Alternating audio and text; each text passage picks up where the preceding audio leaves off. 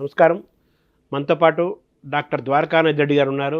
ద్వారకానాథ్ రెడ్డి గారు ఈఎన్టీ స్పెషలిస్ట్గా ఎన్నో ఏళ్ల అనుభవము, చాలా ఎక్స్పర్ట్ ఆ సబ్జెక్ట్లో. కొన్ని వేల మందిని ఆయన చికిత్స అందించారు, ఇప్పటికీ అందిస్తున్నారు. అంతేకాకుండా ఇండియన్ మెడికల్ అసోసియేషన్ చాలా ముఖ్యమైన అసోసియేషన్ ఇది. దానికి తెలంగాణ స్టేట్కు ప్రెసిడెంట్గా ఇటీవలే వారు ఎంపికయ్యారు.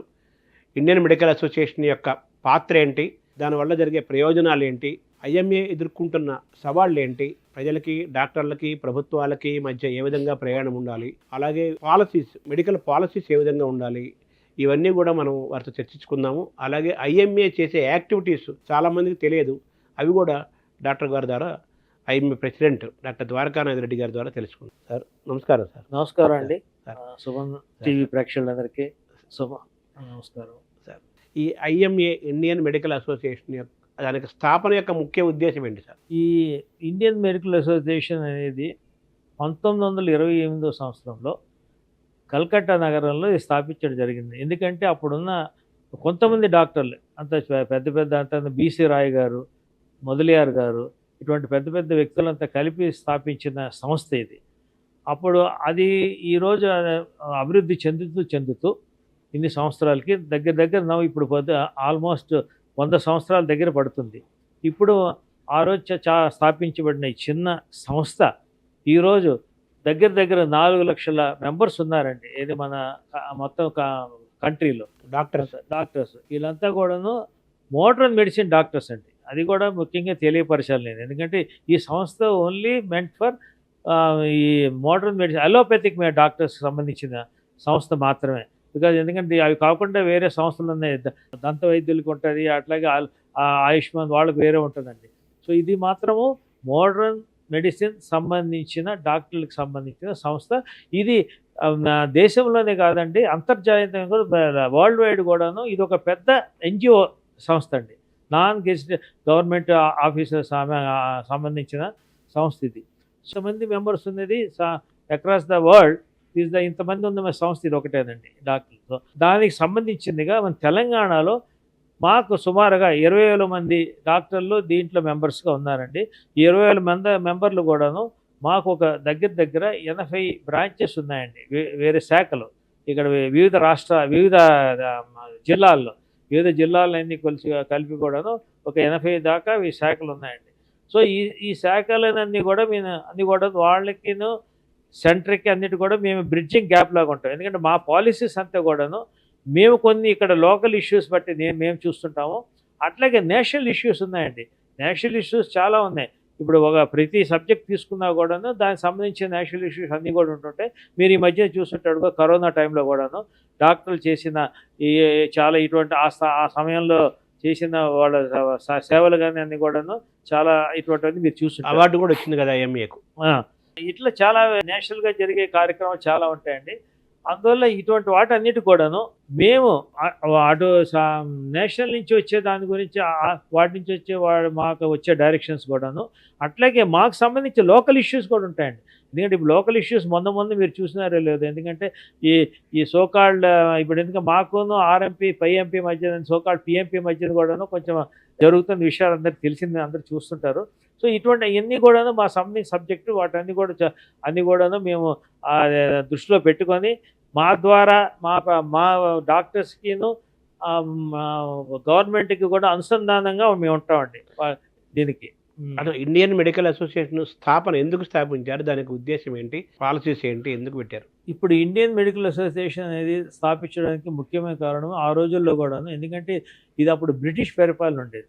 ఈ బ్రిటిష్ పరిపాలనలో కూడాను కొన్ని విషయాల్లో కూడా వీళ్ళు వాళ్ళని నిలదీయాలనే ఉద్దేశంతో, ఎందుకంటే వీళ్ళకి కావాల్సిన కొన్ని కోరికలు కానివ్వండి, లేకపోతే వాళ్ళకి కావాల్సిన పనులకు సంబంధించింది కానివ్వండి, అన్నీ కూడాను దృష్టిలో పెట్టుకొని స్థాపించిన సంస్థ. స్థాపించి దాని ద్వారా వాళ్ళు కూడాను గవర్నమెంట్ని కూడాను కొన్ని విషయాల్లో కూడాను విభేదించడం అనే కాదు, కొన్ని విషయాల్లో కూడాను వాళ్ళకి కావాల్సిన కోరికలు కూడాను వాళ్ళ దృష్టికి తీసుకురావడం గురించి ముఖ్యంగా డాక్టర్లతో స్థాపించబడిన సంస్థ ఇది. అది తర్వాత పోను ఇది దేశమంతా వ్యాపించడం వల్ల రాష్ట్రాలు అది అప్పుడు ఓన్లీ దేశంలో మాత్రం ఉండేది, ఒకటే సంస్థ కింద ఉండేది. ఢిల్లీలో ఉండేదా? ఉండేది అంతే. కల్కట్టాలో స్టార్ట్ చేశారండి, ఎందుకంటే అప్పుడంతా కూడా ఈస్ట్ ఇండియా కంపెనీ అంతా కూడా అక్కడ ఉండేది కాబట్టి, బ్రిటిష్ టైం. అంతగా ఆ టైంలో కాబట్టి కల్కట్టాలో స్టార్ట్ చేశారు. పోను పోను మనం ఎప్పుడైతే మనం క్యాపిటల్ ఢిల్లీకి మారిందో ఆ టైంలో ఈ సంస్థ, మా సంస్థ అక్కడ ఇండియన్ మెడికల్ అసోసియేషన్ ఢిల్లీకి మార్చడం జరిగింది. అక్కడి నుంచి వివిధ రాష్ట్రాల్లో కూడా ఈ శాఖలన్నీ ఉంటాయండి. ప్రతి రాష్ట్రానికి ఒక శాఖ ఉంటుంది. అట్లాగే ప్రతి రాష్ట్రంలో వేరే శాఖలు చాలా ఉంటాయండి. ఆ విధంగానే మన రాష్ట్రంలో ఒక 80 మంది శాఖలు ఉన్నాయండి. ఇండియన్ మెడికల్ అసోసియేషన్ స్థాపించి దాదాపు 100 ఏళ్ళు అయింది. 2028కి 100 ఏళ్ళు పూర్తవుతుంది. సెంటీనరీకి దగ్గరగా ఉన్నారు. ఈ 100 ఏళ్లలో ఇండియన్ మెడికల్ అసోసియేషన్ సాధించింది ఏంటి? ఇదన్నీ కూడాను కాలానుగుణంగా మార్పులు జరుగుతూ ఉంటాయండి. ముఖ్యంగా పలానా ఇది అయిందనే కాదు, అప్పుడున్న పరిస్థితులు బట్టి అప్పుడు ఏదైనా కూడాను గవర్నమెంట్తో కానీ లేక అట్లాగే వైద్యులకు కూడా సంబంధించిన కానీ విషయాల్లో అన్నీ చేసేవాళ్ళు. ఇప్పుడు కూడా అదే జరుగుతుందండి. ఇప్పుడు కూడా ఏంటంటే పలానా స్పెసిఫిక్గా అయినది కాదు, అన్ని విషయాల్లో కూడాను ఈ ఇండియన్ మెడికల్ అసోసియేషన్ ముందంజగా ఉందండి. ముఖ్యంగా మా మెంబర్స్ కానీ వాళ్ళకి కావాల్సిన ఏదైనా కార్యక్రమాలనే కాదు, వాళ్ళకి కావాల్సిన కూడా అవసరాలను బట్టి ఇట్లాగా మిగతా ఇప్పుడు గవర్నమెంట్ పాలసీస్ ఉంటాయండి, అవన్నీ కూడా తీసుకెళ్ళాలంటే, ప్రజలకు తీసుకెళ్ళాలంటే మేము కూడా మధ్యలో ఉండి వాటన్నిటి కూడా ఇప్పుడు టీవీ ప్రోగ్రామ్ అని ఉండొచ్చు, లేకపోతే వ్యాక్సినేషన్ ప్రోగ్రామ్ గురించి, ఇటువంటి మన కుటుంబ నియంత్రణ ప్రోగ్రామ్ నుంచి ఇవన్నీ కూడా గవర్నమెంట్ ప్రాజెక్ట్స్ అన్నీ ఉన్నా కూడా ఇవన్నీ కూడా మేము ముందుండి ప్రజల దగ్గర కూడా తీసుకెళ్తామండి. అట్లాగే అది ఒక ఆస్పెక్ట్. అది కాకుండా మా డాక్టర్లు ఉందండి, వాళ్ళకు కూడా చాలా సమస్యలు ఉన్నాయి. ఏంటంటే ఇప్పుడు ముఖ్యంగా సమస్యలు తీసుకుంటే రోజు రోజుకి సమస్యలు ఎక్కువ అవుతున్నాయి కానీ తగ్గే సమస్యలుగా కూడా కనబడట్లేదు. ఎందుకంటే ఒక్కొక్క గవర్నమెంట్ వచ్చిన తర్వాత ఒక్కొక్క పాలసీ తీసుకొస్తారండి. ఇంతకుముందు అది సిపిఐ యాక్ట్ ఉంది, అంత సిపిఐ యాక్ట్ని కూడాను మన డాక్టర్ని దాని కింద తీసుకురావడం జరిగింది. అంటే ఏంటి సార్ ఆ act? Consumer protection act. Okay, consumer protection act కింద కూడాను ఈ డాక్టర్లను తీసుకురావడం జరిగింది.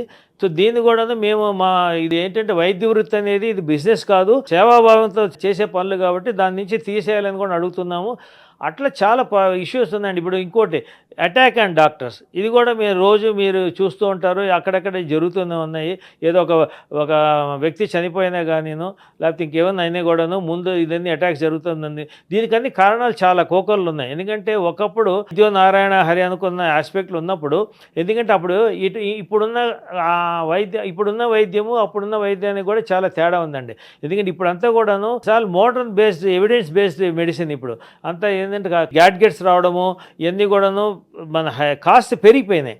అంతకుముందు ఏంటంటే మా నాడి పట్టుకొని ట్రీట్ చేసే బదులు ఇప్పుడు నాడి పట్టుకునే ముందు ఇవన్నీ కూడా చేయాల్సిన పరిస్థితి వచ్చింది. దాని కారణాలు చాలా ఉన్నాయి. కానీ మేము కూడా చెప్పేది ఏంటంటే అవి అవసరం లేకుండానే మామూలుగా ట్రీట్ చేస్తూ ఇవన్నీ కూడా అలవాట్లు చేసుకుంటే మంచిదని కూడా చెప్తుంటాం. కానీ ఇప్పుడున్న మార్పుల వల్ల ఇవన్నీ కొన్ని జరుగుతూ ఉంటాయి. దాంట్లో ఇటువంటి ముఖ్యమైన విషయాలన్నీ కొన్ని ఉన్నాయండి. అట్లాగే ఇప్పుడు ఎవరన్నా కూడా వైద్య వృత్తి మొదలు పెట్టాలంటే వాళ్ళు చిన్న క్లినిక్ స్టార్ట్ చేయాలని కూడాను లైసెన్సింగ్ అథారిటీ అని ఒకటి పెట్టి దానివల్ల చాలామంది 16 లైసెన్సులు తీసుకోవాల్సి ఉన్న పరిస్థితి అయింది. సో మేము కూడా ఆ లైసెన్సులు కూడాను ఒకటే చోట సింగిల్ విండో పాలసీ తీసుకొచ్చి ఇవ్వమని చెప్తున్నామండి. దీంట్లో చిన్న ఉదాహరణ చెప్తామండి. ఇప్పుడు పెద్ద హాస్పిటల్స్కి వాళ్ళకి కావాల్సిన నియంత్రణ మంచిదేనండి, కాదని చెప్పట్లే, మీకు కావాల్సిన దానివల్ల ఇవన్నీ కూడా ఉంచాలని. కానీ ఇప్పుడు చిన్న హాస్పిటల్ ఒక కన్సల్టెంట్గా పెట్టి వారు మా ట్రీట్మెంట్ ఇవ్వాలి, ఊరికే జస్ట్ అన్ని పరీక్షలు కూడా ఉండండి, ఏముండవు. ఆయన అన్నీ చూసి ప్రిస్క్రిప్షన్ రాసి ఇచ్చే వ్యక్తికి కూడా పొల్యూషన్ కంట్రోల్ అని, ఫైర్ సేఫ్టీ మెషర్స్ అని ఇవన్నీ కూడాను ఎన్ఓసి తీసుకురామని చెప్తున్నారు. ఇవన్నీ కూడా అంత అవసరం లేని కానీ మేమన్నీ కూడా గవర్నమెంట్కి ఏమో తెలియపరుస్తున్నామండి. అట్లాగే ఇంతకుముందు చెప్పాను చూడండి, అటాక్స్ అండ్ డాక్టర్స్ ఎందుకు జరుగుతున్నాయి? సరే మన లాస్ ఉందండి, దాన్ని ఇంప్లిమెంటేషన్ సరిగ్గా జరగట్లేదు. మేము చెప్పేది కూడాను ఈ ఉన్న లాస్ని కూడా సరిగ్గా ఇంప్లిమెంట్ చేస్తే కూడాను ఇవన్నీ కూడా జరగవండి. ఇంకోటి చిన్న విషయం ఇంకోటి చెప్పాల్సింది ఏంటంటే, ఇప్పుడు ఎక్కడైనా అటాక్ జరిగినప్పుడు ఎవరైనా ఒకవేళ అవతల వ్యక్తిని అరెస్ట్ చేసినప్పుడు వాళ్ళు ఇమీడియట్గా బెయిల్ పైన వస్తారండి. ఎందుకంటే నాన్ బెయిలబుల్ అఫెన్స్ చేయాలంటే ఒక వ్యక్తికి ఆ పర్టికులర్ ఉన్న కారణంలో ఒక 3 ఏళ్ళ జైలు శిక్ష ఉంది. ఇప్పుడు అది 7 ఏళ్ళు జైలు శిక్షని కానీ పెడితే వాళ్ళకి ఈ నాన్ బెయిలబుల్ అఫెన్స్ల కిందనే పరిగణిస్తారు, బెయిలబుల్ అఫెన్స్ కింద రాదు. అందువల్ల కొన్ని ఈ ఉన్న లొసుగులతో ఉన్నాయి కాబట్టి వీటన్నీ కూడా మేము కొన్ని మార్పులు చేయాలని గవర్నమెంట్ కోరుకుంటున్నాము. ఆ దిశగానే మా సంబంధించిన ఈ విషయాలన్నీ కూడాను గవర్నమెంట్ ముందుకు తీసుకెళ్తున్నాం. అది కాకుండా ముఖ్యంగా మా డాక్టర్లకు సంబంధించిన విషయాలు చెప్తున్నా అండి. మా డాక్టర్లకు సంబంధించిన విషయాలు కూడాను ఇప్పుడు చాలామంది అనుకుంటారు డాక్టర్లు ఏదో వాళ్ళకి అందరికీ కూడాను రాబడి బాగానే ఉంటుంది, కానీ అది చాలా తప్పండి. ఎందుకంటే 80% of the doctors they don't have proper sort of income to have a మంచి లైఫ్ తీసుకోవడానికి. మిగతా వాళ్ళు బాగానే ఉంటారు కరెక్ట్ ఆ విషయంలో. సో అది దృష్టిలో పెట్టుకొని మా ఇండియన్ మెడికల్ అసోసియేషన్ తరఫున మేము ఒక 4 స్కీమ్స్ ముఖ్యంగా, ఒకటి ఫ్యామిలీ సోషల్ సెక్యూరిటీ స్కీమ్ అంటాం FSS, ఇంకోటి ఫ్యామిలీ బెనిఫిట్ స్కీమ్ అంటాం FBS, ఇంకోటి అట్లా PPW స్కీమ్ అంటాం ప్రొఫెషనల్ ప్రొటెక్షన్ వెల్ఫేర్ స్కీమ్ అని ఇంకోటి అంటాం. అట్లా ఇంకోటి వచ్చేసి హెల్త్ స్కీమ్ అంటాం. ఈ ఎందుకు తీసుకొచ్చామంటే ఇప్పుడు కొందరు డాక్టర్లు వాళ్ళు సడన్గా వాళ్ళ అనుకోకుండా కానీ ఏమన్నా వాళ్ళ ఇంట్లో ట్రాజడీ జరిగితే వాళ్ళు ముందు ఏమీ కూడాను వాళ్ళ బ్యాకప్ కానీ లేకపోతే వాళ్ళు చాలా ఇబ్బందుల్లో పడిన కేసెస్ మేము చాలా చూసాం. ఆ దృష్టిలో పెట్టుకొని ఇప్పుడు మా దగ్గర ఉన్న FSS స్కీమ్ కానీ FBS స్కీమ్ కానీ మేమందరూ కూడా మెంబర్స్ అయ్యి ఒక డాక్టర్కి ఏమన్నా కూడా ఈ మెంబర్ అయిన డాక్టర్ కానీ ఏమన్నా ప్రాబ్లం వస్తే మేము వాళ్ళ ఫ్యామిలీకి 30 లక్షల రూపాయలు ఇస్తామండి. సో అది మా 30 లక్షల రూపాయలు అనేది చాలామంది డాక్టర్లకి అది ఉపయోగపడే అవసరానికి వస్తుందండి, అవసరానికి వచ్చే అమౌంట్ ఇది. అందువల్ల అదొకటి ఉందండి. PPW స్కీమ్ అంటే ఇప్పుడు ఇవన్నీ CPI కింద, అదే కన్స్యూమర్ ప్రొటెక్షన్ యాక్ట్ కింద రావడం వల్ల మిగతా కూడాను కేసెస్ అన్నీ కూడాను ఒకవేళ కొన్ని విషయాల్లో చాలా అరుదుగా ఏ డాక్టర్ కూడాను తెలిసి ఒక రోగిని కోల్పోడండి. రోగిని ఎంత మటుకు దాన్ని బాగు చేసి బయట చేద్దామనేది తీరుతోనే ట్రీట్మెంట్ ఇస్తారు. కానీ అనుకోకుండా ఒక్కొక్కసారి ఒక లక్షల్లో ఒకరికి లేకపోతే 10,000లో ఒకరికి ఏదో ఒక దీనివల్ల వాళ్ళు చనిపోవడం జరుగుతుంది. దాన్ని దృష్టిలో పెట్టుకొని వాళ్ళు సంబంధించిన వాళ్ళు కోర్టుకి వెళ్ళడం కానీ లేకపోతే సోకాళ్ళు ఈ కన్స్యూమర్ ప్రొటెక్షన్ యాక్ట్ కింద వెళ్ళడం కానీ జరుగుతుంటుంది. సో దీన్ని మేము ప్రొటెక్షన్ కింద తీసుకోవడానికి మా తరఫు నుంచే ఒక PPW స్కీమ్ అనేది చాలా తక్కువ ప్రీమియంతో ఎక్కువ పాలసీతో మేము ఇస్తున్నామండి. సో ఇవన్నీ కూడా మా డాక్టర్లకి ఇవన్నీ కూడా వాళ్ళకి ఇచ్చే సదుపాయాలండి. అది కాకుండా కూడా హెల్త్ స్కీమ్ ఉంది. హెల్త్ స్కీమ్ కూడాను దీంట్లో మెంబర్ అయిన వాళ్ళకి ఏమి వాళ్ళ దగ్గర నుంచి కూడా ఇప్పుడు మేము చెప్పిన స్కీమ్స్లో కానీ మెంబర్ అయింటే ఒక 5 లక్షల రూపాయలు వాళ్ళకి సంబంధించినగా వాళ్ళ ట్రీట్మెంట్కి వచ్చేటట్టుగా కూడా మేము సదుపాయం కల్పిస్తున్నామండి. సో ఇవన్నీ కూడాను మా డాక్టర్లకి ఇచ్చే సదుపాయాలు. ఇది కూడా చాలామంది డాక్టర్లు కూడా అవగాహన లేదండి మేము చేసే పనులు కూడాను. ఎందుకంటే ఎంత మట్టుకంటే మేము ఏ పని చేసా కూడాను మేము వివిధ ఈ శాఖలు ఉన్నాయి కాబట్టి ఆ శాఖ ప్రెసిడెంట్ సెక్రటరీస్ ద్వారా అందరికీ తెలియపరచాల్సిన విధంగా మేము రూపొందించాం. కానీ చాలా మటుకు ఏంటంటే ఇవి చాలామందికి చేరవండి. అందులో ఇది కూడా మీ ద్వారా చెప్పదలసింది కూడా మా డాక్టర్లకు సంబంధించిన విషయం కూడా ఉందో ఇటువంటి అన్ని సదుపాయాలు మేము కల్పిస్తున్నాం. అది ఆ విషయమే కాకుండా దీంట్లో మెంబర్స్ ఎందుకు గురించి చేరాలని చాలామంది అడుగుతుంటారు మా డాక్టర్లే. దీనివల్ల ప్రయోజనం ఏంటంటే ఇప్పుడు ఏదైనా కానీ ఒక అసోసియేషన్ తర్వాత ఏదైనా కానీ strength is your association strength ఉంటే ఇప్పుడు మనకి యూనిటీ ఈజ్ డెఫినెట్లీ స్ట్రెంగ్త్. మన దీనివల్ల ఏంటంటే గవర్నమెంట్ సంబంధించింది కానీ అడగడానికి కానీ ఇంకోటి పాలసీ మేకర్స్గా మేము ఎప్పటి నుంచి అడుగుతున్నాం. ఇప్పుడు మీరు American medical association, British medical association, దీంట్లో ఉన్న ప్రెసిడెంట్ వాళ్ళంతా కూడాను వాళ్ళకు చెప్పింది కూడా విధి విధానాలు తీసుకొని రూపొందిస్తుంటారండి. ఏది హెల్త్ పాలసీస్. మేము కూడా అదే అడుగుతున్నాం. మిగతా అన్నీ కూడా మేము రెగ్యులర్గా చూస్తుంటాం కాబట్టి ఇవన్నీ కూడా మమ్మల్ని ఇన్వాల్వ్ చేసి దీని ద్వారా ప్రజలకి మంచి చేయాలని కోరుకుంటూ దాని గురించి మమ్మల్ని ఇన్వాల్వ్ చేయమని కూడా అడుగుతుంటాం మేమంతా గవర్నమెంట్ అంతా. సో అటువంటివన్నీ చాలా విషయాలు ఉన్నాయండి. ఇప్పుడు దీనికి సంబంధించినగా అటు ప్రజలకు కానీ ఇటు డాక్టర్లకు కానీ ఈ IMA సంస్థ చేసే పనులు అన్నీ కూడాను వాళ్ళకి అన్నీ ఉపయోగపడే పనులే మేము చేస్తుంటాం చాలా మటుకు. సార్, ఇండియన్ మెడికల్ అసోసియేషన్ ఇప్పుడు మీరు చెప్పారు కదా ఈ స్కీములు అవన్నీ డాక్టర్లకి ఈ స్కీములు పెడుతున్నాం వాళ్ళ బెనిఫిట్లు వస్తాయని. ఈ ఫండ్ అంతా ఎక్కడి నుంచి వస్తుంది మీకు? ఇదంతా కూడా మా డాక్టర్ల ద్వారా వస్తుందండి. ఎందుకంటే మేము డాక్టర్ల ద్వారా కలెక్ట్ చేసిందే. ఇది సార్ట్ ఆఫ్ ఫ్రెటర్నిటీ కంట్రిబ్యూషన్ అంటాం. మా డాక్టర్ల ద్వారా. ఎందుకంటే ఒక వ్యక్తి కానీ చనిపోతే మిగతా ఎవరైతే మెంబర్లు ఉన్నారో వాళ్ళందరూ తీసుకొని అక్కడి నుంచి వాళ్ళకి ఇస్తాం. కానీ ఇప్పుడు వీళ్ళందరూ కూడా డాక్టర్లు ఇచ్చిన అమౌంట్ చాలా తక్కువ ఉంటుందండి. ఎందుకంటే మేము ఇచ్చే అమౌంట్ చాలా ఎక్కువ అందరు కలిపి. అందువల్ల చాలా ముఖ్యమైన ఈ స్కీమ్స్ ఇటువంటివన్నీ కూడాను, అందువల్ల మా డాక్టర్లందరూ కూడా దీనిలో చేరాలని కూడా ఎప్పుడు కోరుకుంటుంటున్నాము. అది కాకుండా కూడాను ఇప్పుడు మేము డాక్టర్లుగా కూడాను ముందుగా వెళ్ళి ప్రజల్లోకి వెళ్ళి చాలా సేవాభావ కార్యక్రమం చాలా చేస్తుంటామండి. ఎందుకంటే ఇప్పుడు హెల్త్ క్యాంప్స్ ఉన్నాయనుకోండి, హెల్త్ క్యాంప్స్ అని కానీ, బ్లడ్ డొనేషన్ క్యాంప్స్ అని కానీ, ఇటువంటివన్నీ కూడా చేస్తుంటాము. అట్లాగే ఎక్కడైనా ఇప్పుడు హెల్త్ ఎడ్యుకేషన్ వాళ్ళకి ఇప్పుడు మేము అది కూడా ఒక ముఖ్యంగా తీసుకుంటాం. Prevention is better than cure always. అందువల్ల ప్రివెంటివ్ ఆస్పెక్ట్గా కూడాను కొన్ని విధి విధానాలు చేసుకుంటూ ప్రజల్లోకి అవగాహన తీసుకొచ్చి వాళ్ళకు కూడాను ఈ వ్యాధుల నుంచి ఎట్లా కాపాడుకోవాలని కూడా చెప్తుంటామండి. అది అంటే ఈ మెంబర్ అవ్వాలంటే ఎంత ఫీజు ఉంటుందండి? ఇప్పుడు యాక్చువల్గా దీన్ని మొత్తం ఒకటే లైఫ్ మెంబర్షిప్ ఫీ అంటామండి. అంటే ఒకసారి ఒక సభ్యుడిగా చేరితే ఇంకా జీవితకాలం అంతా దాని ఉంటుంది. అందులో జీవితకాలం అంతా మొత్తాన్ని కలిపి 10,000 రూపాయలు ఉంటుందండి. అంతగా అసలు యాక్చువల్గా ఈ మంత్ ఏంటంటే అందరినీ కూడా ఎంకరేజ్ చేద్దామని చెప్పి అది కూడా తగ్గించి 8,000 రూపాయలు ఫీజు పెట్టి ఇంకొక నెల రోజుల దాకా అది కంటిన్యూ చేసి చాలామంది మెంబర్స్ చేద్దామని చూసుకుంటున్నాం అండి. ఎందుకంటే ఇది మొత్తం జీవితకాల సభ్యత్వం ఓన్లీ 10,000 రూపాయలే. అంటే మీరు మామూలుగా ఇండియన్ మెడికల్ అసోసియేషన్లో దేశవ్యాప్తంగా సుమారు 4 లక్షల మంది డాక్టర్లు సభ్యులుగా ఉన్నారు. తెలంగాణ 20,000 మంది డాక్టర్లు సభ్యులుగా ఉన్నారు కదా. యాక్చువల్గా ఇంకా చాలా ఎక్కువ మంది ఉంటుంది కదా సంఖ్య. అవునండి. అందరూ ఎందుకు మెంబర్స్ అవ్వలేదు? కొన్ని కారణాలు ఏంటంటే అండి, ఇప్పుడు చాలామంది ఇప్పుడు మొత్తం స్పెషలిస్టు సూపర్ స్పెషలిస్ట్ ఇచ్చారండి. ఇంతకుముందు అంటే బేసిక్ మెడికల్ ప్రాక్టీస్ ఉండేవాళ్ళు, వాళ్ళకి ఇది మనం ఈ సంస్థ మన గురించి అనే యాంగిల్. ఇప్పుడు వాళ్ళందరూ కూడా స్పెషలిస్ట్ కాకుండా ఉన్నప్పుడు ఇండియన్ మెడికల్ అసోసియేషన్ ఓకే ఇది దీంట్లో చేరితే సభ్యత్వం తీసుకుంటే మంచిది యాంగిల్లో అందరూ చేరేవాళ్ళు. ఇప్పుడు ఏమవుతుందంటే ఈ స్పెషలిస్టు సూపర్ స్పెషలిస్టు రావడం వల్ల వాళ్ళందరూ వారి స్పెషలైజేషన్ అసోసియేషన్లో చేరిపోతున్నారండి. చేరినా కూడాను అది ఎంత మట్టుకంటే ఆ అసోసియేషన్స్ అన్నీ కూడాను ముఖ్యంగా ఏంటంటే ఈ there are educative sort of వేసి అంతా కూడాను వాళ్ళ సబ్జెక్టుకు సంబంధించిన సంస్థలుగా దాంట్లో తెలిసేవి కానీ అటువంటి అవన్నీ కూడా తెలుస్తుంటాయి. కానీ వాళ్ళకి మేము పెట్టిన ఇవన్నీ కూడా మిగతా ఇన్ని స్కీమ్స్ కానీ అవన్నీ కూడా దాని కింద రావు. అందువల్ల మేము కూడా వాళ్ళందరినీ కూడా అది దీంట్లో చేరమని చెప్తున్నాం. అందుకే వాళ్ళందరినీ కూడా సూపర్ స్పెషలిస్ట్ కూడా దీంట్లో చేరి దానివల్ల వీళ్ళందరూ చేరడం వల్ల కూడా ఇది పటిత్వం అవుద్ది. ఈ అసోసియేషన్ కూడా చాలా పటిత్వం అవుతుంది. దీనివల్ల మన కోరికలు కానీ ఏమో కానీ మిగతా కూడా ఏమైనా విషయాలు కూడాను మనం గవర్నమెంట్కి వెళ్ళినా కానీ వేరే వాళ్ళతో మనం మాట్లాడినప్పుడు అది మనకి చాలా స్ట్రెంగ్త్గా ఉంటుందండి. అది అంటే దేశంలో సుమారు ఎంతమంది డాక్టర్లు ఉంటారు? మన తెలంగాణ స్టేట్లో ఎంతమంది డాక్టర్లు ఉంటారు సార్? తెలంగాణ స్టేట్లు ఇప్పుడు తీసుకుంటే యాక్చువల్గా బుక్ ప్రకారంగా 60-70 వేలు ఉంటారు. దాంట్లో అందరూ కూడా చనిపోయిన వాళ్ళు అంతా తీసుకుని సుమారుగా 50,000 మంది అయితే ఖచ్చితంగా ఉంటారు. మీ దగ్గర మెంబర్షిప్ మాత్రం 20,000 ఉంది. అంతేనండి.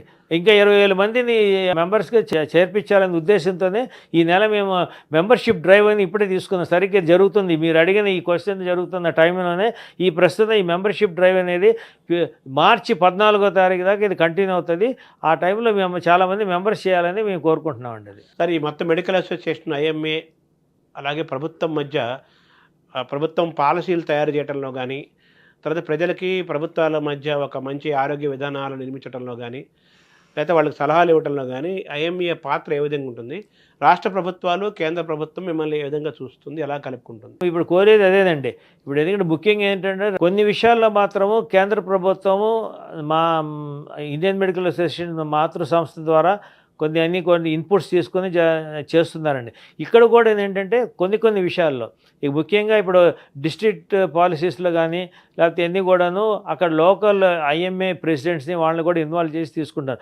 మేము కూడా గవర్నమెంట్ కోరుకునేది ఏంటంటే ఇవన్నీ కూడా చట్టాలన్నీ కూడా ముఖ్యంగా హెల్త్ సంబంధించిన చట్టాలు కూడా తీసుకొచ్చినప్పుడు వాళ్ళకి సంబంధించిన మేము బడ్జెటింగ్ కూడా అదే అడుగుతామండి. ఇప్పుడు హెల్త్ బడ్జెట్ అనేది మనం మామూలుగా చూసుకుంటే చాలా తక్కువ అండి. ప్రతి సంవత్సరం వచ్చే హెల్త్ బడ్జెట్ చాలా తక్కువ ఉంది.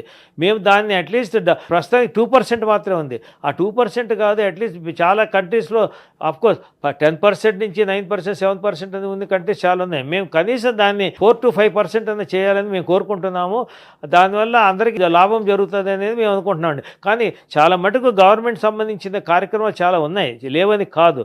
కానీ దాంట్లో కూడా మేము మా పాత్ర కూడా చాలా మటుకు ఉంటుందండి. ఎందుకంటే దాన్ని ఇంప్లిమెంట్ చేయడానికి కానీ దాంట్లో మా తరఫు నుంచి గురించి కూడాను ప్రజలకు తీసుకెళ్ళడం కానీ వాళ్ళు కూడాను ఇవన్నీ తీసుకెళ్లి దోహదం చేసేదానికి కూడాను మా సహకారం కూడా గవర్నమెంట్ తీసుకుంటుంది. ఇప్పుడు కూడా అదే జరుగుతుంది. ముఖ్యంగా టీబీ అనుకోండి, టీబీ కంట్రోల్ ప్రోగ్రామ్ ఉంది, అట్లాగే వ్యాక్సినేషన్ ప్రోగ్రామ్స్ ఉంటాయి, అట్లాగే కుటుంబ నియంత్రణ ప్రోగ్రామ్స్ ఉంటాయి. ఇవన్నీ కూడా ఈ ప్రోగ్రామ్స్ అన్నీ కూడాను ప్రజలకు దగ్గర తీసుకెళ్ళడానికి గవర్నమెంట్ కూడా మా సహాయము మా సహకారము తీసుకుంటుంటుంది. అంటే ఇండియన్ మెడికల్ అసోసియేషన్ సలహాల మేరకు దేశాల్లో కానీ కేంద్ర ప్రభుత్వంలో కానీ రాష్ట్ర ప్రభుత్వాల్లో కానీ వాళ్ళు మీ ఏ సలహాలను వాళ్ళు తీసుకొని పాటించారు సార్? ప్రధానంగా ముఖ్యమైన చెప్పాలంటే క్లినికల్ ఎస్టాబ్లిష్మెంట్ యాక్ట్ అని 10 సంవత్సరాల ముందే జరిగిందండి.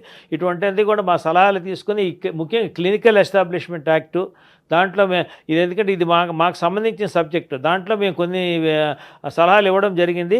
దానిలో ఇప్పుడు ఎందుకంటే ఇవన్నీ కూడాను పోను కూడాను ఈ మారుతున్న పరిస్థితుల్లో కొన్ని దాని మార్పులు తీసుకురావాలని మేము కోరుతున్నాము. ఆ విషయంగా కూడాను మేము ఇప్పుడు కొన్ని విషయాలు ఎన్ని కూడా దీనికి సంబంధించిందని కూడాను మేము గవర్నమెంట్కి దృష్టికి తీసుకొచ్చి వాటిని కొంచెం ఇంప్లిమెంట్ చేయాలని కోరుతున్నామండి. దాంట్లో ఇంతకుముందు చెప్పినట్లు కూడా సింగిల్ విండో సిస్టమ్ అనండి, ఇవన్నీ కూడా వీటన్నీ కూడా సానుకూలంగా ఉన్నారు. కానీ ఏంటంటే ఆల్రెడీ చెప్పినట్టు లాస్ ఉన్నాయి. Protection of laws and implementation of laws చాలా ఇంపార్టెంట్ అండి. దాని గురించి కూడా మేము గవర్నమెంట్ తరఫున కోరుకునేది ఏంటంటే వాళ్ళు ఎన్ని కూడా ఉన్న లాస్ని సరిగ్గా దాన్ని ఇంప్లిమెంట్ చేయగలిగితే ఈ చాలామంది ఉన్న కూడా ప్రాబ్లమ్స్ కూడా చాలా మంది తగ్గుతాయండి. ఇవి ఇప్పుడు ఇండియన్ మెడికల్ అసోసియేషన్ అనేది మీ డాక్టర్ల యొక్క సంఘం, ప్రధానంగా ప్రైవేట్ సంఘం ఇది. అయితే డాక్టర్ల మధ్య ప్రజల మధ్య గ్యాప్ పెరుగుతుంది. అవునండి. ఎందుకంటే చాలా ఖరీదు అయిపోతుంది. ఒకప్పుడు డాక్టర్ అంటే చాలా దైవ సమానంగా చూసేవాళ్ళు. అమ్మో హాస్పిటల్ డాక్టర్లు అనగానే రక్తం పెంచుతారు, డబ్బులు కోట్లు చేస్తారు, చాలా మోసాలు జరుగుతున్నాయి అనే ఒక భయము, ఒక చెడ్డ అభిప్రాయం కలుగుతుంది. కొంత నిజం ఉండొచ్చు, కొంత అన్ని చోట్ల అందరూ అలా కాకపోవచ్చు. కానీ డాక్టర్ల మధ్య ప్రజల మధ్య గ్యాప్ పెరుగుతోంది, గౌరవం తగ్గుతోంది, డాక్టర్ల పైన నమ్మకం తగ్గుతుంది కదా. ఇందులో ఐఎంఏ పాత్ర ఏం పోషించబోతుంది? మేము ముఖ్యంగా కూడాను దీన్ని దృష్టిలో పెట్టుకొని మేము కొన్ని అన్ని కూడాను కార్యక్రమాలు జరుపుతూ ఉంటామండి. ముఖ్యంగా ఏంటంటే మీరు హెల్త్ క్యాంప్స్ అనండి, ఇంకోటి ముఖ్యమైన కార్యక్రమం ఉందండి ఇండియన్ మెడికల్ అసోసియేషన్ తరఫు నుంచి, ఆవో గావ్ చెలో. ఈ ఆవో గావ్ చెలో ఏంటంటే మేము కొన్ని గ్రామాలని దత్తత తీసుకొని ఇట్లా ఆల్మోస్ట్ ఇప్పుడు మన రాష్ట్రంలో కూడాను కొన్ని వందల గ్రామాలు దత్తత తీసుకొని దానికి సంబంధించిన విషయంగా వాళ్ళందరికీ కూడాను ఏమేమి అవసరాలు ఉన్నాయో చూసుకుంటూ అన్నీ చేస్తుంటామండి. అట్లాగే ఈ చాలా మటుకు అన్ని శాఖల్లో కూడాను ఇటువంటి కార్యక్రమాలు చాలా జరుగుతుంటాయి. ఇవన్నీ జరిపించడం కూడా ఏంటంటే వీళ్ళందరూ కూడాను ప్రజలకి దగ్గరికి వెళ్ళాలనే కోరికతో ఇవన్నీ చేస్తున్నాము. ఇవన్నీ ముందు కూడా చేస్తుంటాం. కానీ కొన్ని విషయాల్లో ఇప్పుడు ఎక్కడ ఏ ప్రొఫెషన్ తీసుకున్నా కూడాను డార్క్ షీప్ అంటారు. ఈ డార్క్ షీప్ అనేది ప్రతి దీంట్లో ఉంటుంటారు. అటువంటి చీడ పురుగులు అనుకోండి ఏదైనా, అటువంటి మేమందరూ కూడా అటువంటి వాళ్ళు కూడా బయటికి తీసేసి ఇవన్నీ కూడా ఈ చీడ పురుగులన్నీ కూడా ఎటువంటి వాళ్ళు కూడా ఎక్కడ ఉండకూడదు, అంత మంచి జరగాలనేసి మా దానివల్ల కొన్ని విషయాలు అక్కడక్కడ కొన్ని జరగచ్చు. ఏది కూడాను చాలా మటుకు ఇవన్నీ జరిగేకూడను, అది కూడా కావాలని జరిగేవాడు కాదు. అది కొన్ని అక్కడ ఉన్న పరిస్థితులు బట్టి కొన్ని జరగచ్చు అంతాను. మేము దానికి సంబంధించిందిగా మా తరఫు నుంచి మాత్రము ఈ ఇండియన్ మెడికల్ అసోసియేషన్ తరఫు నుంచి మాత్రము అందరికి కూడా మేము రెగ్యులర్గా అన్ని సర్క్యులర్స్ పంపిస్తుంటాము. అట్లాగే వాళ్ళు రెగ్యులర్గా ప్రతి శాఖ కూడా వాళ్ళు చాలా పనులు చేస్తుంటారు లోకల్గా, అవన్నీ కూడా మా దృష్టికి తీసుకొస్తుంటారు. ఈ ముందుగా కూడా ఇటువంటి కార్యక్రమాలన్నీ కూడా రెగ్యులర్గా మేము జరిపిస్తుంటాము, చేస్తూనే ఉంటాము. డాక్టర్ల మీద ఇందాక మీరు చెప్పారు డాక్టర్ల మీద అటాకులు జరుగుతున్నాయని, అలాగే డాక్టర్లకి బట్టి లీగల్గా కూడా చాలామంది ఫైట్ చేస్తున్నారు.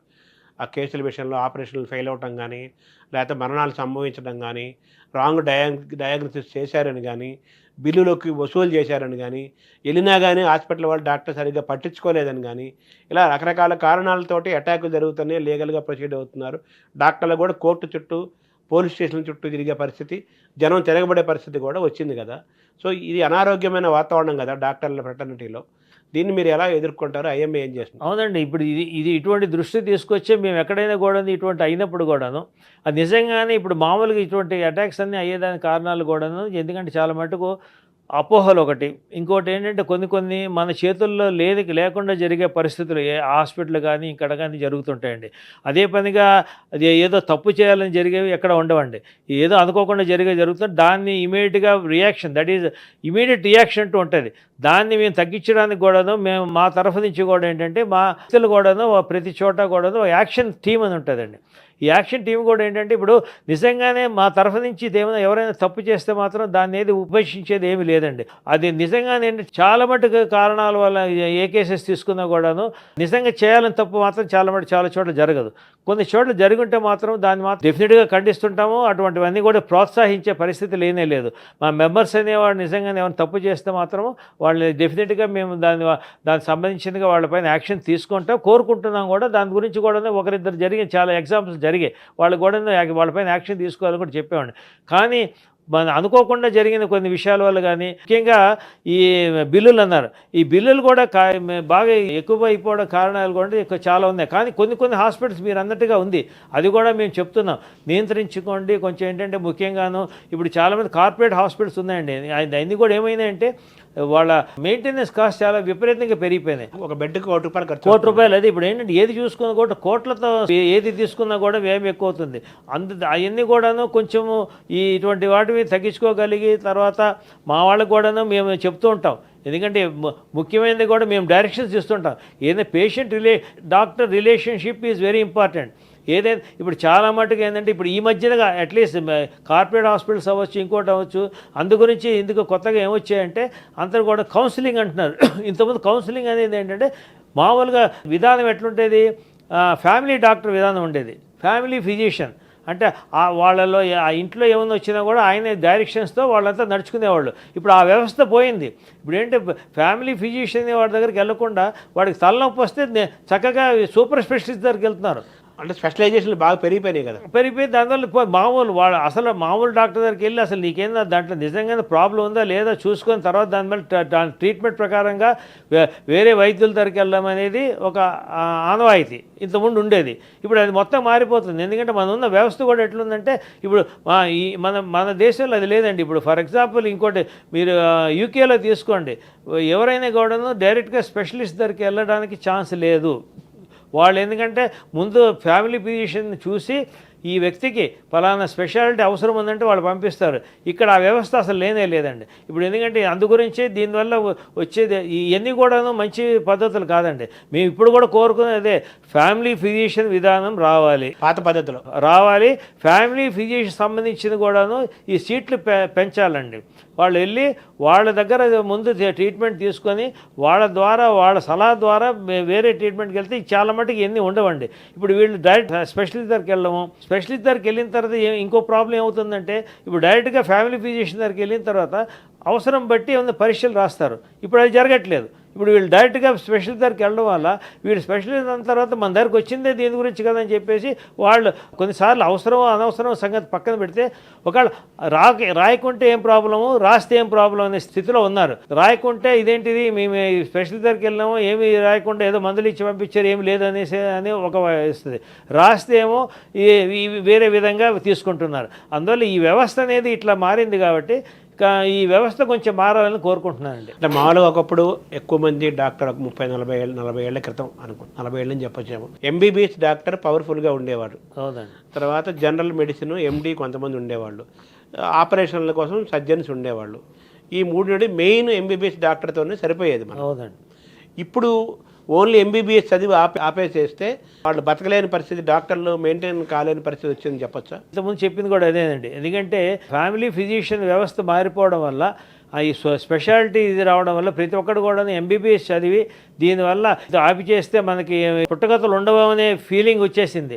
అందువల్ల తర్వాత ఏదో ఒక స్పెషాలిటీ చేస్తే దాని ద్వారా ఏదో చేయాలనే దీంతో రావడం వల్ల ఇవన్నీ కూడాను ఇప్పుడు జరుగుతున్న పరిణామాలని దానివల్లేనండి. ప్రతి ఒక్కరు కూడాను ఎంబీబీఎస్తో ఆఫ్ చేసే పరిస్థితి కనబడట్లేదు చాలా మటుకు. ఇప్పుడు దానికి తగ్గ కూడాను ఈ పీజీ సీట్స్ కూడా దానికి తగ్గట్టుగా పెంచుకుపోతున్నారు. అట్లాగే ఇప్పుడు మెడికల్ సీట్స్ కూడా అట్లా పెంచుతున్నారు.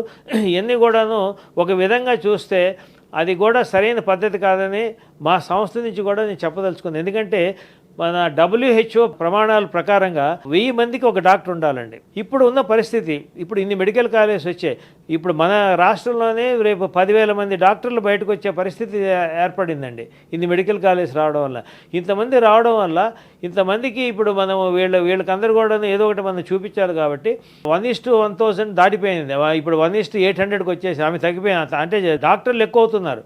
అందువల్ల ఇదంతా దృష్టిలో పెట్టుకొని వాళ్ళకి ఇప్పుడు ఇంకోటి ఈ వచ్చే డాక్టర్లకు కూడా వాళ్ళకి ఏదో ఉపాధి కల్పించే విధంగా కూడా గవర్నమెంట్ కొంచెం ప్రోత్సహించి వాళ్ళకి ఏదో ఒకటి చేయవలసిన పరిస్థితి ఏర్పడుతూ ఉందండి. ఇప్పుడు ఏఎంఆర్ ఉంది కదా, ఆ ఏఎంఆర్ మీద పెద్ద చర్చ జరుగుతోంది.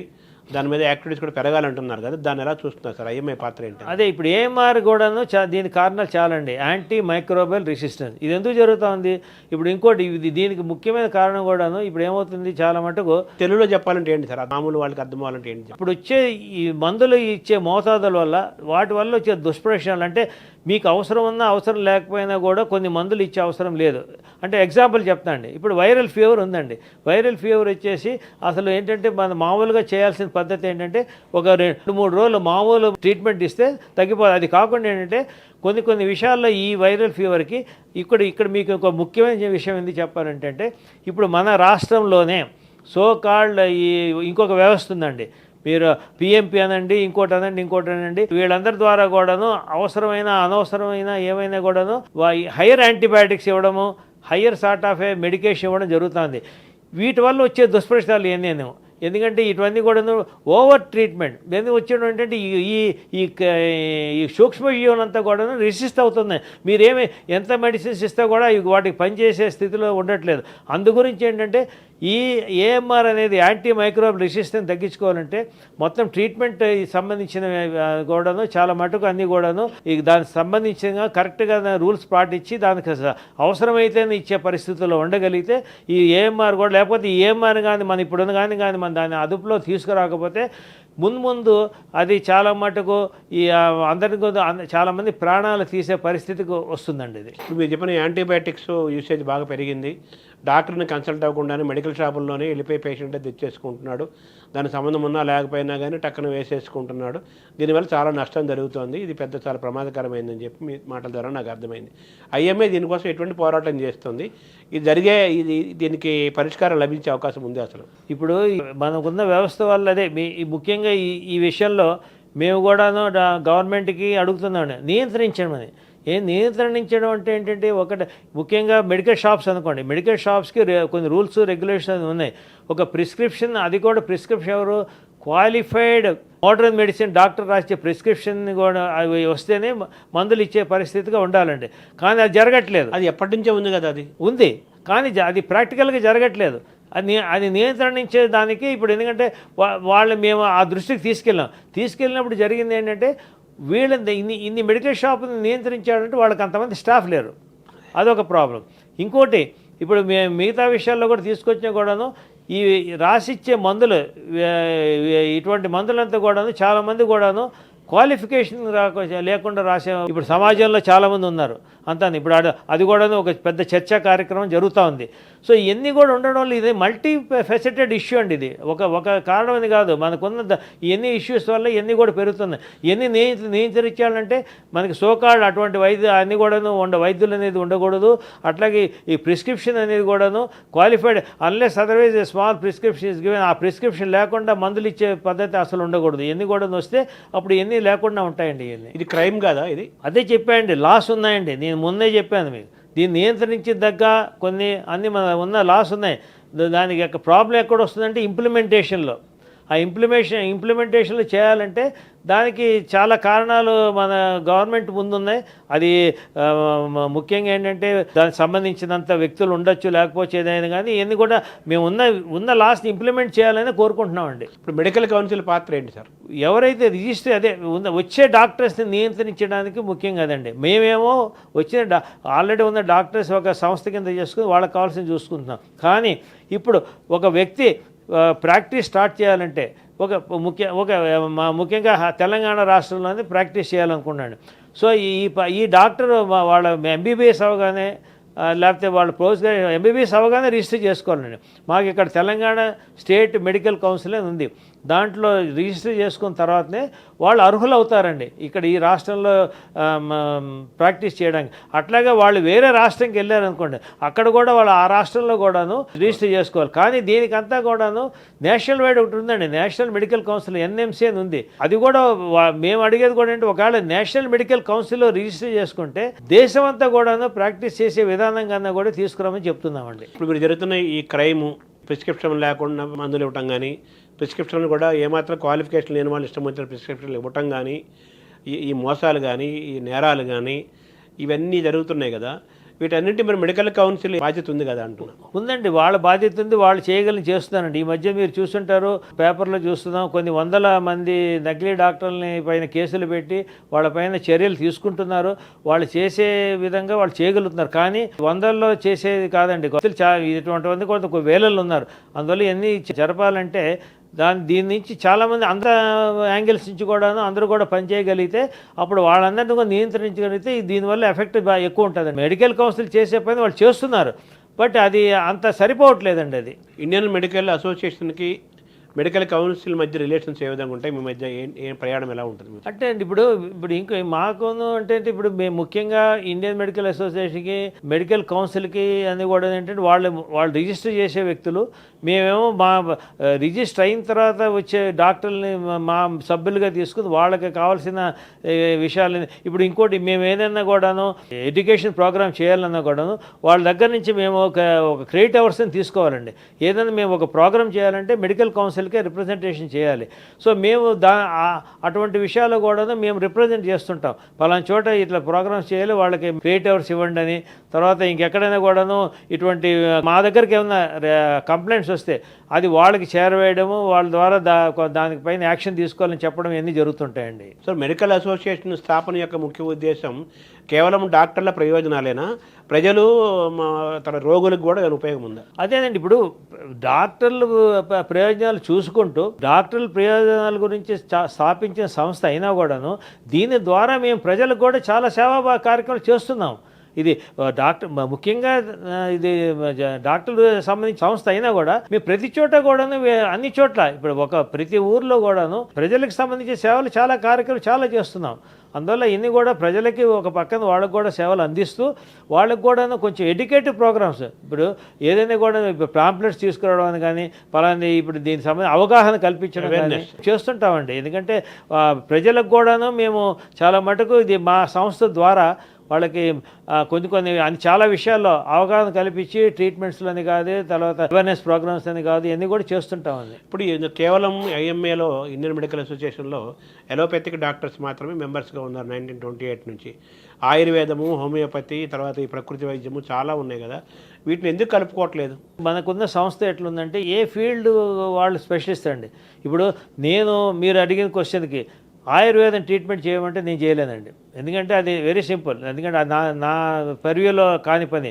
మేము అదే ఇప్పుడు గవర్నమెంట్ ఆయుష్ని తీసుకొచ్చి వాళ్ళకు కూడా ట్రైనింగ్ ఇచ్చి ఇప్పుడు ఈ మోడర్న్ మెడిసిన్ కూడాను చేద్దామని కూడాను వాళ్ళు ఒక ఆలోచనలు ఉన్నానండి. దానికి కూడా మేము విభేదిస్తున్నాం.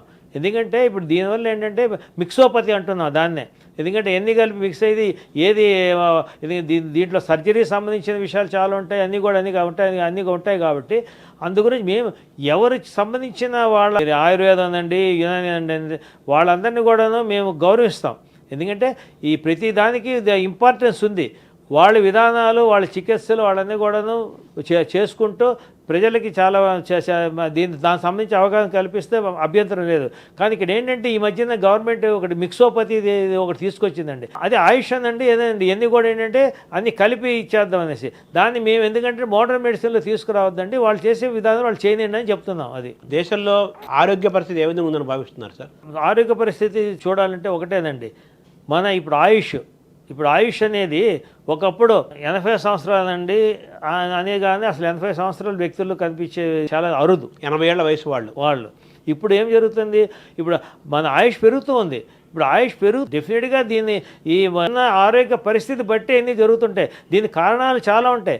ఒకటే మనకున్న ఇప్పుడు పరిస్థితులు అటువంటివి, అవగాహన ఒకటి, అవేర్నెస్ అన్నీ కూడా. కానీ కొన్ని విధానాలు సరైనవి కాకపోయినా కూడా ఇప్పుడు ఏంటంటే పల్లెల్లో జరుగుతున్న ఇప్పుడు పల్లెల్లో ఇంతకుముందు జరిగేంత వాళ్ళు శ్రమించడం కానీ అటువంటివి లేకపోయినా కూడాను, బట్ మన ఇప్పుడున్న చికిత్సా విధానాలు కానీ ఇప్పుడున్న ఆరోగ్య పరిస్థితుల వల్ల ఆయుష్ అనేది పెరుగుతుంది.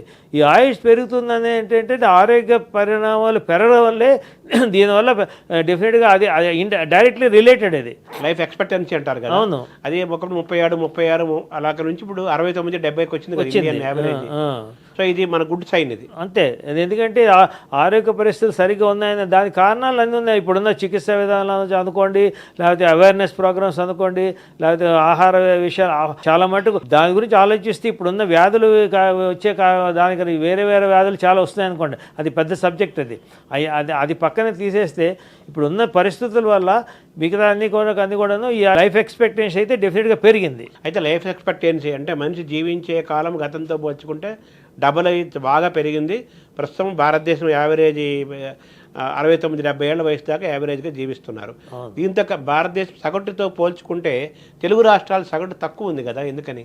దానికి అదే అండి, ఇప్పుడు అంటే సగటుగా రాష్ట్రానికి తేడా ఉంది ఉంటుంది. ఎందుకంటే ఇప్పుడు దానికి కూడా మేము అదే చెప్తుందండి. ఇప్పుడు దీనికి కూడా ఏంటంటే మనము ఈ వైద్యం అనేది పెద్ద ఊర్లలోనే ఇది కాన్సన్ట్రేషన్ ఎక్కువ అయిపోయిందండి, నగరాలకు పరిమితం అయిపోతా ఉంది.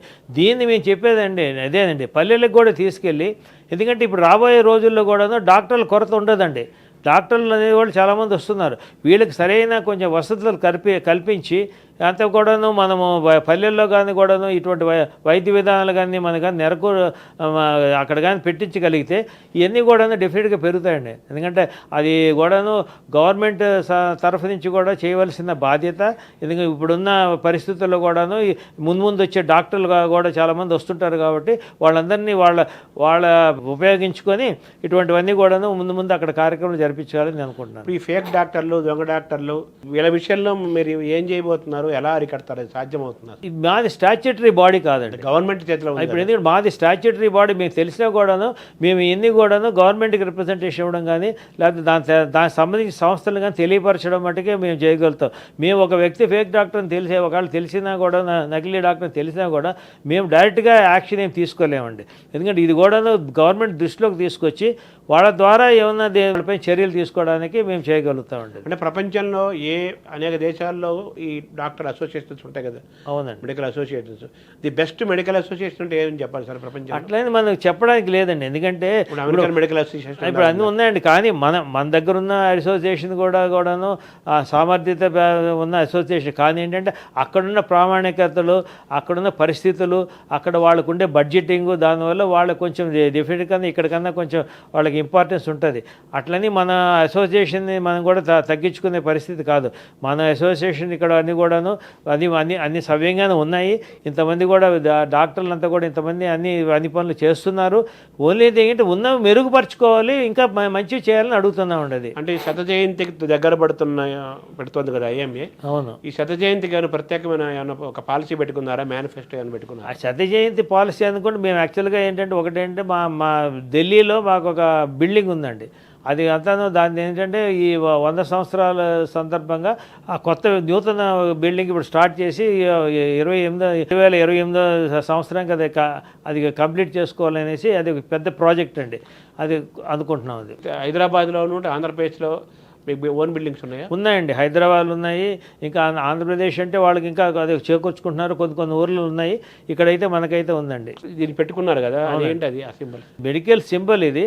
దీన్ని ఏంటంటే మనం ముందు నుంచి వచ్చిన ఇది ఏంటంటే ఆ రోజుల్లో వచ్చింది, ఇది కొత్తగా చేసింది కాదండి. ఇది ఎందుకంటే ఇది అంతాను సుశ్రుత టైం నుంచి అప్పటి నుంచి వచ్చింది. అంతా కూడాను సంహిత అన్నీ అప్పటి నుంచి వచ్చిన సింబల్. దాన్ని ఒక్కొక్క ఆర్గనైజేషన్ కొంచెం అటు ఇటుగా చేర్పులు చేస్తుంటారు అంతే. ఇది ఏంటి సార్ దాన్ని ఆ సింబల్? ఇది సింబల్ ఏంటంటే ఇది పాములు వాళ్ళు ప్రొటెక్షన్ ఎట్లు ఇస్తారన్న యాంగిల్ తీసుకొచ్చిన సింబల్ ఇది ఆ రోజుల్లో. ఏమేమి ఉంటాయి సార్ అందులో సింబల్లో? దీంట్లో అదే ముఖ్యంగా ఏంటంటే అదే ఈ చుట్టూ యాక్చువల్గా వచ్చే ఏంటంటే మెయిన్గా అది వచ్చి దానిపైన ఒక సార్ట్ ఆఫ్ ఏ ప్రొటెక్షన్ అన్నమాట చూపించినట్టుగా అనమాట ప్రజలు. నీడలో అంతే, నీడలో రక్షణ అంతే. ఇది ప్రతి డాక్టర్ కంపల్సరీ పెట్టుకోవాలి?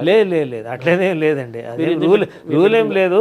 ఈ మధ్యగా ఏంటంటే ఇది కూడా మేము ఇట్లా మాకు ఐఎంఏ సింబల్ వేరే ఉంటుందండి. ఒక్కొక్క దానికి ఒకటి ఉంటుంది. ఇది బేసిక్ మెడికల్ సింబల్ అనుకోండి. ఒక్కొక్క సంస్థకి ఒక్కొక్క సింబల్ ఉంటుంది. అందువల్ల అంటే మేము చేసి ఇస్తుంటాం అంతే, ప్రజలు మా మెంబర్స్కి ఇస్తుంటాం. అంటే ఈ సింబలు ఎంబీబీఎస్ చదివిన ప్రతి డాక్టరు పెట్టుకోవాలా? అదేమన్నా గౌరవం? లేదండి, లేదు, అట్లేం లేదు. అట్లా రూల్ ఏం లేదు. ఏంటంటే ఇదే మాకు కొందరికి ఇట్లా వస్తుంటాయి కాబట్టి పెట్టుకోవడం అంతే తప్ప. పోలీసులు అది కొన్ని పెట్టుకుంటుంటారు కొందరు. అంటే ఇప్పుడు మన దీనికి ఆర్మీ వాళ్ళు పెట్టుకునేటట్టు అట్లనేం కాదు. ఇది ఊరికే ఇది ఒక సార్ట్ ఆఫ్. ఎందుకంటే ఇది చూడగానే ఇది డాక్టర్ అని తెలుస్తుంది అంతే. అదే అంతే. ఇది చూడగానే డాక్టర్ ఫెడర్ని వాళ్ళకి తెలుస్తుంది, డాక్టర్ సంబంధించిన వ్యక్తి అని తెలుస్తుంది అది. అంటే ఇది చాలా తక్కువ మంది పెట్టుకుంటున్నారు. అదే ఇది ఎందుకంటే ఇది కంపల్సరీ కాదండి. అదే తర్వాత మన ఐఎంఏ గురించి మనం బాగా వివరంగా చెప్పారు. ఐఎంఏ అంటే ఇండియన్ మెడికల్ అసోసియేషన్, దేశవ్యాప్తంగా ఉండే ఒక ఎన్జిఓ, పెద్ద అసోసియేషను. మీరేమో తెలంగాణ రాష్ట్రానికి ప్రెసిడెంట్గా ఉన్నారు. ఆల్ ఇండియాకి మన తెలుగు వాళ్ళు ఎవరైనా ప్రెసిడెంట్గా గతంలో చేశారా? ఆల్ ఇండియా ఐఎంఏకు ప్రెసిడెంట్గా మీరు కానీ ఎవరైనా తెలుగు వాళ్ళు కానీ అవకాశం ఉందా? లేదు, అవుతాయి ఇప్పుడు. ఎందుకంటే ఇంతకుముందు కూడా మన కంబైన్డ్ రాష్ట్రంగా కూడా నుంచి కూడాను వివిధ వ్యక్తులు ప్రెసిడెంట్కి అయిన సందర్భాలు ఉన్నాయి. అట్లాగే ఇప్పుడు ప్రస్తుతం ఈ ఆల్ ఇండియా ప్రెసిడెంట్ హైదరాబాద్కి చెందిన వ్యక్తేనండి. ఇక్కడి నుంచే డాక్టర్ దిలీప్ బానిషాల్ అని ఆయన ఇక్కడ హైదరాబాద్ వాస్తవ్యులు. వారు ఇప్పుడు ఆల్ ఇండియా మెడికల్ అసోసియేషన్కి వారు ప్రెసిడెంట్గా ఉన్నారండి. సో డాక్టర్సు, ప్రాక్టీసు, వాళ్ళ ఎథిక్సు, మీ సమస్యలు, ప్రభుత్వ విధానాలు, ఇవన్నీ మీరు విస్తృతంగా మాట్లాడారు. అయితే హెల్త్ ఎడ్యుకేషన్ ఎలా ఉంది సార్? అవునండి, ఈ పరిణామాలు మాత్రం ఇది చాలా ఇంపార్టెంట్ క్వశ్చన్. ఎందుకంటే ఇప్పుడున్న కండిషన్స్లో ఇప్పుడు మెడికల్ కాలేజ్ అని చాలా చోట్ల పెడుతున్నారండి. మేము ఒకటే అడుగుతున్నామండి, మెడికల్ కాలేజ్ పెట్టడంలో తప్పులేదు, కానీ ఇంకా అంటే ఎంత మటుకంటే అవసరమైనంత మటుకు. ఎందుకంటే ఇప్పుడు చాలా మటుకు ఇప్పుడున్న మెడికల్ కాలేజ్ చాలా వచ్చాయి, కానీ ఉన్న మెడికల్ కాలేజ్ ఎక్కడైనా పెట్టినా కూడాను దాంట్లో ఉన్న పరిణామాలంతా ఈ ఫెసిలిటీస్ చాలా ఇంపార్టెంట్ అండి. ఇప్పుడు మనం బిల్డింగులు కట్టడం కన్నా ముఖ్యము దాంట్లో ఉన్న కంటెంట్ ముఖ్యం అండి. అంటే మంచి ఫ్యాకల్టీ దొరుకుతున్నారు. అదే ఫ్యాకల్టీ కష్టం అండి, ఎందుకంటే ఇప్పుడున్న పరిస్థితుల్లో అంత ఫ్యాకల్టీ కూడా అంతమంది లేరు. అందులో ఈ ముందు కాలంలో ఈ ఫ్యాకల్టీ అంతా కూడాను ఇప్పుడున్న అంతా బయటకు వస్తే వీళ్ళందరూ కూడా ఉంటారని అనుకుంటున్నాము.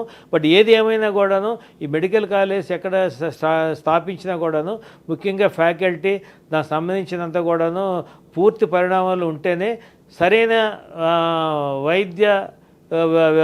వైద్యం కూడా సరిగ్గా వాళ్ళకి చెప్పడం జరుగుతుంది మన స్టూడెంట్స్కి.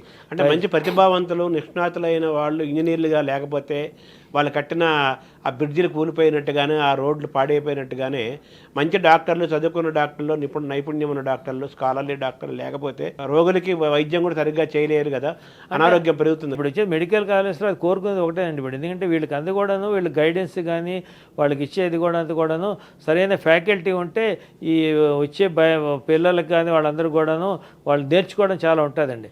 అందువల్ల మేము కోరుకునేది గవర్నమెంట్ కూడాను సరైన ఫ్యాకల్టీ అన్ని మెడికల్ కాలేజ్ స్థాపించడమే కాకుండా దాని సరైన ఫ్యాకల్టీ అందరూ కూడా ఉండేటట్టుగా చూసుకుంటే దానివల్ల అందరికి కూడాను చాలా ఉపయోగపడుతుందండి. టెక్నాలజీ పెరుగుతోంది, నాలెడ్జ్ టెక్నాలజీ రెండు కంబైన్డ్గా ప్రయాణం చేయాలి కదా. Technology is going fast.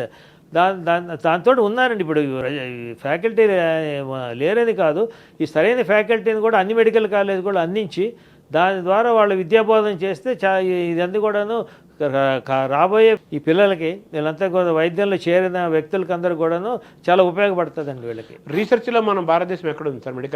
Medical రీసెర్చ్లో కూడా ఇక చాలామంది వ్యక్తులు ఉన్నారండి, లేదని కాదు. కానీ దీనికి ఏంటంటే ఎక్కడ వస్తుందంటే కొంచెం ప్రాబ్లమ్స్ ఎక్కడ వస్తుందంటే దానికి సంబంధించిన కావాల్సింది కూడాను దానికి కొన్ని అంతాను లైసెన్సెస్ కావాలి.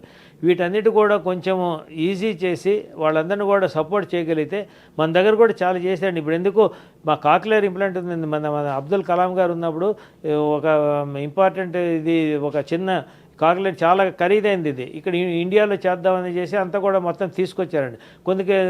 కొన్ని అది బికాజ్ ఆర్మీ వాళ్ళని ఇన్వాల్వ్ చేసి చేద్దాం అనుకున్నంత. ఇట్లా చాలామందికి చాలా ఐడియాస్ ఉన్నాయండి. ఇవన్నీ కూడా మన ఇండియాలో వాటికి సంబంధించినగా కొన్ని చేయగలగాల్సిన పరిణామంలో వాళ్ళకి లైసెన్సెస్ ఇస్తే చాలామంది చేయడానికి రెడీగా ఉన్నారండి అంతా మొత్తం అటువంటివన్నీ కూడా. సో ప్రపంచంలో మన ఇండియన్ మెడికల్ సిస్టమ్ కంపారిటివ్గా బాగానే ఉందని చెప్పొచ్చు. డెఫినెట్గా అండి. ఇప్పుడు ఇంకోటి మన వైద్యులు ఎక్కడైనా కూడా ముఖ్యంగా అమెరికాలో తీసుకోండి, అమెరికాలో మన ఒక ఇండియన్ డాక్టరు ప్రతి 6 ఒకరిని ఇండియన్ డాక్టర్ చూస్తుంటాడండి. ఇండియన్ డాక్టర్లు ప్రతి చోట ఎక్కడున్నా కూడాను వాళ్ళంతా కూడా చాలా నైపుణ్యత ఉన్నారు, వాళ్ళందరూ కూడా చాలా గౌరవించే పొజిషన్లు ఉన్నారు. వీళ్ళు ఇచ్చే ట్రీట్మెంట్ వల్ల కూడా చాలా మటుగా కంపారిటివ్గా మిగతా అక్కడ లోకల్ వాళ్ళకన్నా కూడా మన వాళ్ళు చాలా మంచి స్థితిలో ఉన్నారండి అక్కడంతా. థ్యాంక్ యూ డాక్టర్ గారు. నమస్కారం. ఐఎంఏ ఇండియన్ మెడికల్ అసోసియేషన్ గురించి, అలాగే మెడికల్ కౌన్సిల్ గురించి అనేక విషయాలు మీరు విస్తృతంగా చెప్పారు. చర్చించాల్సిన అంశాలు ఎన్నో ఉన్నాయి, మీ సమస్యలు ఉన్నాయి, చాలా ఉన్నాయి. అంటే ముందుగా మీకు డాక్టర్ల సమస్యలకు పరిష్కారం రావాలి, అలాగే ప్రజలు డాక్టర్ల మధ్య అనుబంధం పెరగాలి, ప్రభుత్వాలు డాక్టర్ల మధ్య కూడా ఐఎంఏ మధ్య కూడా భాగస్వామ్యం పెరగాలి, ఓవరాల్గా హెల్త్ ఎడ్యుకేషను రీసెర్చ్ కూడా పెరగాలి. ఈ విషయాలన్నీ కూడా మీ ద్వారా మాకు అర్థమయ్యాయి. Thank you doctor. నమస్కారం.